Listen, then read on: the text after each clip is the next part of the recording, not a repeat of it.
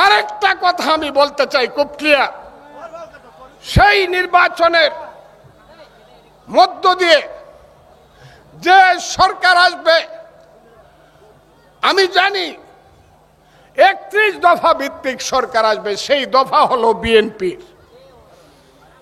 31 দফায় পরিষ্কার তারেক রহমান সুস্পষ্টভাবে বলেছেন কোন লোক দুইবারের বেশি প্রধানমন্ত্রী থাকতে পারবে না, কোন লোক দুইবারের বেশি রাষ্ট্রপতি হতে পারবে না।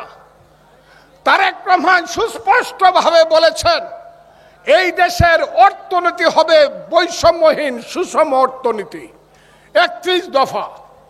তারেক রহমান সুস্পষ্টভাবে বলেছেন এই দেশের সম্প্রদায় হবে অসাম্প্রদায়িক, হিন্দু মুসলমান বৌদ্ধ কি খ্রিস্টান সব মানুষ এই দেশে বসবাস করবে, কেউ কাউকে আক্রমণ করতে পারবে না। আমার কথা না, তারেক রহমানের কথা। তারেক রহমান বলছে ধর্ম যার যার, রাষ্ট্র সবার।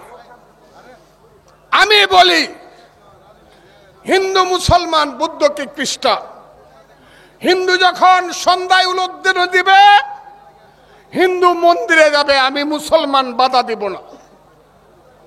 মুসলমান যখন আসসালাতু খায়রুম মিনান নাওম বলার সঙ্গে সঙ্গে মসজিদে যাবে, কেউ তাকে বাধা দিতে পারবে না, সে তার ধর্ম পালন করবে, সবাই যার যার ধর্ম পালন করবে। আমি শুনেছি, আমার কাছে কথা এসেছে দেশ কেমন হবে। এই দেশ হবে পেটের ভাত পরনের কাপড়। এই দেশের মানুষের শিক্ষা শেষে চাকরি, এই নিশ্চয়তা, কর্মসংস্থানের নিশ্চয়তা মানুষ পাবে।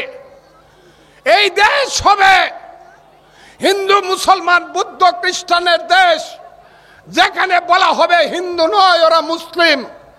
জিজ্ঞাসা কোন জন কান্ডারি বলো ডুবিছে মানব সন্তান আমার মার।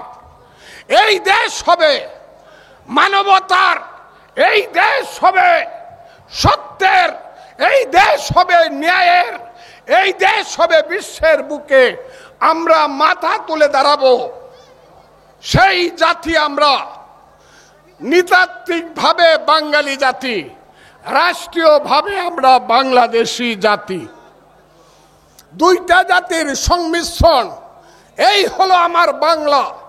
এই বাংলায় কেউ কাউকে শোষণ করবে না বন্ধুরা, এই বাংলায় কেউ কাউকে অত্যাচার করবে না, কেউ কারো অধিকার হরণ করবে না। হরণ করার সঙ্গে সঙ্গেই আবার মুক্তিযোদ্ধারা মাঠে নেমে বলবেন, পূর্বের প্রজন্মের মুক্তিযোদ্ধাদেরকে দেখলেন, তাদেরকে আমি স্যালুট দেই। আর আজকে নতুন প্রজন্মের যারা মুক্তিযোদ্ধা, তোমাদেরকে আমি বলি, ইঙ্গিতে বলি, দুর্গম গিরি কান্তার মরু দুস্তর পারাবার, লঙ্ঘিতে হবে রাত্রি নিশীতে যাত্রীরা হুঁশিয়ার। ধুলিতেছে তরি ফুলিতেছে জল, ভুলিতেছে মাঝি পথ, ছিড়িয়াছে পাল কে ধরিবে হাল। আছে কার হিম্মত, কে আছো জোয়ান হো আগুয়ান, হাকিছে ভবিষ্যৎ এ তুফান ভারী, দিতে হবে পারি নিতে হবে তরি পার। প্রস্তুত থাকেন তার জন্য। এই দেশকে আমরা আগামীতে গড়ে তুলব সততার মধ্য দিয়ে, সংগ্রামের মধ্য দিয়ে, শান্তির মধ্য দিয়ে, শিক্ষার মধ্য দিয়ে, ত্যাগের মধ্য দিয়ে, মানবতার মধ্য দিয়ে, অসাম্প্রদায়িকতার মধ্য দিয়ে, ধর্মনিরপেক্ষতার মধ্য দিয়ে এই দেশকে আমরা গড়ে তুলব বন্ধুরা। আর ইটনষ্টগ্রাম মিটামইন, ওই যে আমি বলছি শুধু বিঘে 2 ছিল মোর বুই, আমি হইলাম এই 2 বিঘার উপেন। যারা যারা চক্রান্ত করো, দুর্নীতি দুষ্টামি করো, আমি চোখের ইশারা দিলে আমি দেই না, দিব না।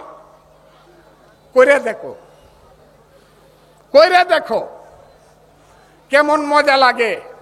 আমি যদি বলি কিচ্ছু বলবো না, শুধু বলবো যারা দুষ্টামি করে এদের সাথে চলবা না, এদেরকে দোষের বাতিক করে দিব। দোষের বাতিক বুঝেন তো?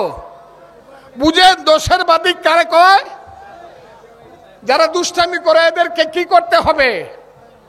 এদেরকে বাতিক করে দিতে হবে সমাজ থেকে। কথা বলা যাবে না, এদের সাথে হাঁটা যাবে না। যারা যারা রাজি আছেন আমার কথায় হাত তুলেন তো দেখি। দোষের বাতিক কারা কারা করতে চান একটা হাততালি দেন। এই দুষ্টামি টুষ্টামি খাটতো না ফজলুর রহমানের সাথে। খালি ফজলুর রহমান নামটার উপরেই 1 লাখ বুট হয়। কথাটা হাসান আমিসা।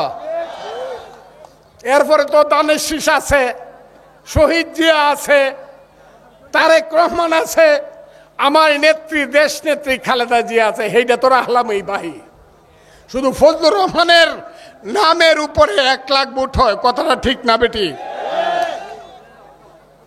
কাজেই যারা মনে করেন হিমালয় পর্বতে লাঠি দিয়া ফালাইয়া দিবেন, ওই আব্দুল হামিদ রাষ্ট্রপতি ওয়া ইলেকশন করে দেখছে, স্পিকার ওয়া ইলেকশন করে দেখছে,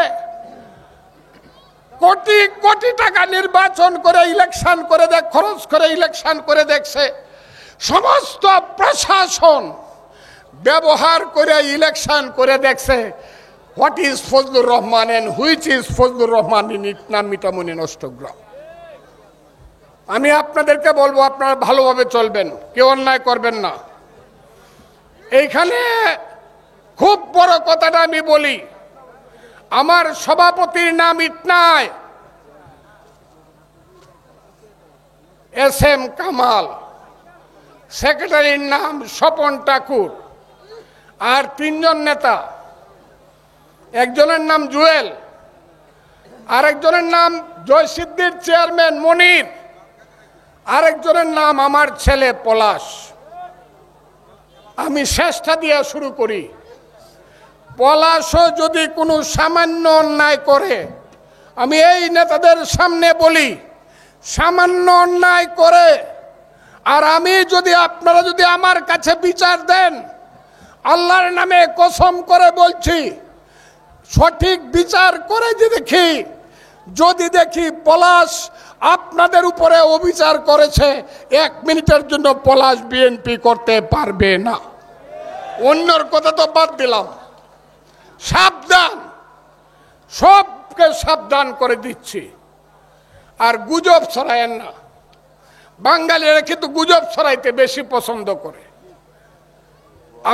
আমি আপনাদেরকে আহ্বান করব, সঠিকভাবে শহীদ জিয়ার আদর্শের কর্মীরা, খালেদা জিয়া তারেক রহমানের কর্মীরা, আপনারা মাঠে থাকেন। এই দেশে নির্বাচন হবে, সেই নির্বাচনে ইনশাআল্লাহ এই এলাকা থেকে ধানের শীষ শহীদ জিয়া, তারেক জিয়া এবং খালেদা জিয়ার কর্মী পাস করবে। এবং পাস করার পরে আমি বলতে চাই খুব ক্লিয়ারলি, কামের নামে আকাম হবে না, মানুষের উপর বিচার হবে না, গুম রাহাজানি হবে না, অন্যায় মামলা হবে না। আমি সবচেয়ে প্রথম তাকাবো ওই যে মৃগা ইউনিয়নের সবচেয়ে যে প্রান্তিক গ্রাম, সেই গ্রামে কোনো মা অসুস্থ আছে কিনা, কোন সন্তান না খেয়ে আছে কিনা, ওই যে অষ্টগ্রামেরই খোরদিয়া অথবা বাঙ্গালপাড়ার বাগাইয়া অথবা মিঠামইনের বৈরাটিতে আমার কোন সন্তান লেখাপড়া শিখে চাকরির অভাবে আছে কিনা, এই প্রত্যেকটা জিনিস আমি পালন করব। যদি পালন করতে না পারি, আমি আমার সবকিছু হাত জোর করে আপনাদের কাছে ছেড়ে দিব বন্ধুরা। কাজেই মনে রাখবেন, ইটনা অষ্টগ্রাম হবে, মিঠামইন হবে 300 MP এরিয়ার সবচেয়ে উল্লেখযোগ্য এরিয়া। যদি না হয়, আমি ফজলুর রহমান জীবনে রাজনীতি করব না। এইটা হবে এই বাংলাদেশের 300 MP এলাকার শ্রেষ্ঠ এলাকা। আমি সবার সামনে বললাম, যদি না হয় জীবনে কোনোদিন রাজনীতি করব না এবং আপনাদের দরজায় যাব না। আল্লাহর কাছে এবং আপনাদের কাছে ক্ষমা চেয়ে রাজনীতি ছেড়ে দিব। আমি আজকে তাই বলতে চাই, একজন মুক্তিযোদ্ধা হিসাবে আমার বয়স হয়েছে, আমার বয়স ৭৭ বছর। কেউ আমার সাথী সোজাভাবে হাঁটে না। এই যে বৈশা আছে মুক্তিযোদ্ধারা, সব গুজা হয়ে হাঁটে না, হয় বিছনায় পড়ে আছে, আর বেশিরভাগ মারা গেছে। কথাটা ঠিক না বেটি? আমি কেন সোজা হয়ে হাঁটি? কেন আপনাদের সাথে মিছিল করি? আমি কেন ঘন্টার পর ঘন্টা বক্তৃতা করি? আমি কেন হাসিনার মতো ফ্যাসিস্টের রক্ত চক্ষুকে উপেক্ষা করে জীবনটাকে আমি বৃথা জেনে কেন কথা বলি বন্ধুরা? কারণ আমি মনে করি আমার জীবনে মুক্তিযুদ্ধ ছাড়া আর কিছু পাওয়ার নাই বন্ধুরা। এটাই আমার জীবনের শেষ অর্জন ছিল। আমি তাই আপনাদেরকে বলি, আসুন আমরা সবাই মিলে এই বাংলাদেশকে মুক্তিযুদ্ধের আদর্শে গড়ে তুলি, এই বাংলাদেশকে শহীদ জিয়ার আদর্শে গড়ে তুলি, এই বাংলাদেশকে খালেদা জিয়া তারেক রহমানের নেতৃত্বে আমরা গড়ে তুলি, আর এই বাংলাদেশকে আমরা সুজলা সুফলা শস্য শ্যামলা বাংলাদেশে পরিণত করি। যতদিন দেহে আছে প্রাণ, প্রাণ পরে পৃথিবীর সর্বজঞ্জাল, তারপরে হব ইতিহাস। একদিন আমি আসব, এভাবে নয় বন্ধুরা, সাদা কাপড়ে মুড়িয়ে হয়তোবা কোথাও থেকে উড়ে আসব আপনাদের কাছে। হয়তোবা এই মাঠে আমার জানাজা হবে, আমার মাটি হবে এই ইটনার মাটিতে। আমি আপনাদের সাথে চিরদিন থাকব, আপনারা আমার সাথে চিরদিন থাকবেন। যদি থাকেন আমিও থাকবো আপনাদের সাথে। আপনারা দোয়া করবেন, আমি আপনাদের জন্য দোয়া করি। আজকের সমাবেশ এত সফল হয়েছে কল্পনাতীতভাবে। আজকের এই সমাবেশ সফল হয়েছে, আজকের এই বিজয় উৎসব সফল হয়েছে।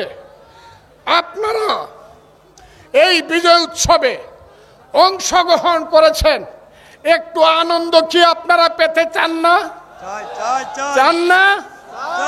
সেই আনন্দ দেওয়ার জন্য আমাদের নেতারা, আমাদের ইটনা থানা, অষ্টগ্রাম থানা, ভিটামন থানার নেতা কর্মীরা আপনাদের জন্য আনন্দের ব্যবস্থা করেছে। আধ ঘন্টা অপেক্ষা করতে হবে।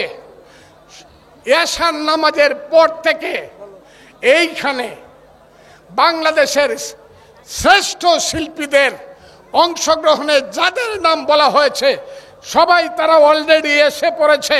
সবার অংশগ্রহণে যতক্ষণ ইচ্ছা আপনারা আনন্দ উপভোগ করবেন। আজকের বিজয় সমাবেশ সফল হয়েছে, সার্থক হয়েছে।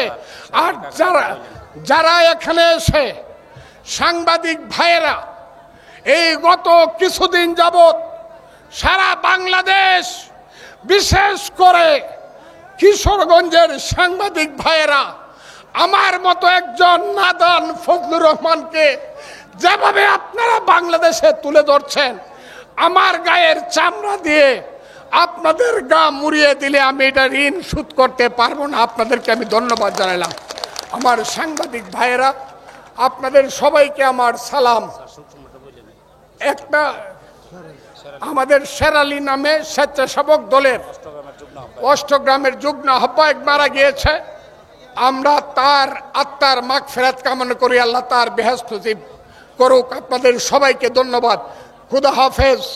আসসালামু আলাইকুম। শেষ হাততালিটা দেখতে চাই, শেষ হাততালিটা।